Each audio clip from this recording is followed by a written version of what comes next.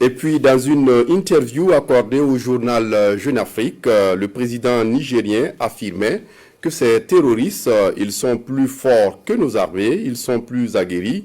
Une affirmation qui n'est pas du goût du gouvernement burkinabé, qui ne cache pas sa colère. Le porte-parole du gouvernement l'a fait savoir cet après-midi à travers ces images que nous rapporte Daouda Ouattara. Et bienvenue dans ça. C'est vraiment malheureux, dans le contexte qui est le nôtre, qu'un chef d'État estime que des hordes de terroristes sont plus aguerris. Qui pour qualifier au mieux la colère et l'indignation.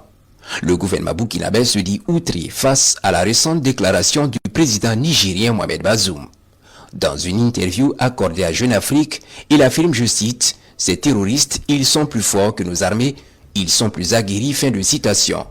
Le ministre burkinabé en charge de la communication n'est pas du même avis. Contrairement au président nigérien, toute la dynamique de la transition aujourd'hui, toute la dynamique de reconquête de notre territoire est fondée sur notre conviction intime et profonde que le peuple burkinabé, que nos vaillantes forces de défense et de sécurité, que nos volontaires pour la défense de la patrie, soutenus par le peuple dans son ensemble et sous le leadership du chef de l'État, son Excellence le capitaine Ibrahim Traoré, ce peuple-là uni va relever les défis. Nous allons reconquérir notre territoire, nous allons ramener la paix par nous-mêmes.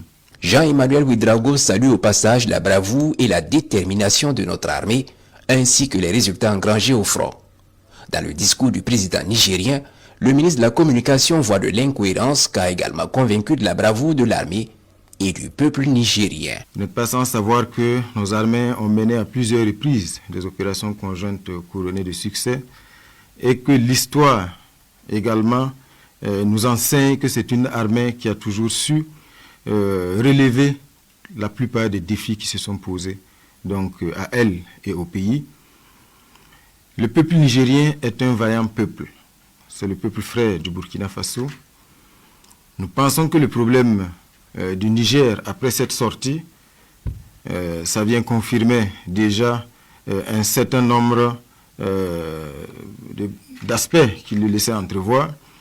Le Niger n'a aucun problème avec son armée parce qu'elle est vaillante. Le peuple frère du Niger est un peuple vaillant. Le Niger a surtout un problème de leadership. Et cette sortie malheureuse vient le confirmer. Le ministre en charge de la communication se veut clair. La lutte contre le terrorisme au Burkina Faso va se poursuivre jusqu'à la libération totale du peuple burkinabé.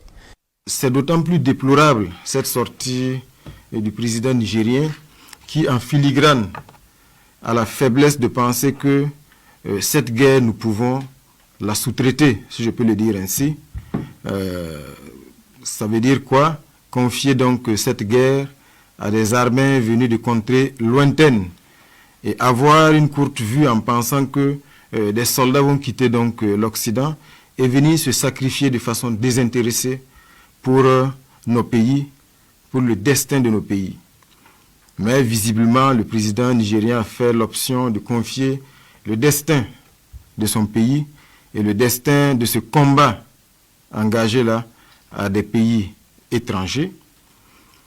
Et cette interview, selon nous, n'avait d'autres objectifs que de faire plaisir justement aux pays d'origine donc de ces contingents déployés donc au Niger.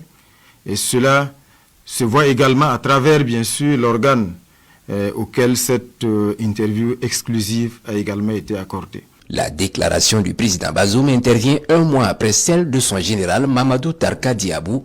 Dans une déclaration publique le 24 avril dernier, il mettait en doute l'engagement du Burkina Faso et du Mali dans la guerre contre le terrorisme.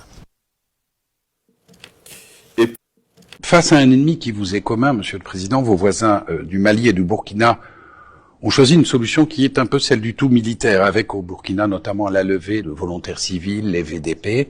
Est-ce qu'à votre avis, ce type de stratégie, je sais que ce n'est pas la vôtre, mais est-ce que ça peut être fonctionnel? Si c'était fonctionnel, cela aurait été notre option propre. Ces terroristes, ils sont plus forts que nos armées. Ils sont plus aguerris. que nos armées. Et des civils ne peuvent pas leur faire face. Quand vous donnez des armes à des civils, vous êtes exposé à deux types de risques.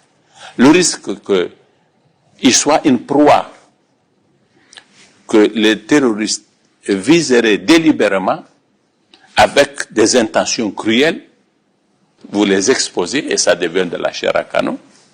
L'autre risque, c'est que ils ne sont pas militaires et vous n'avez aucune idée de leur moralité individuellement. Vous donnez à des civils que vous ne connaissez pratiquement pas et des armes et vous les lâchez dans la nature, ils peuvent en abuser. Malheureusement, aujourd'hui, on en voit les résultats.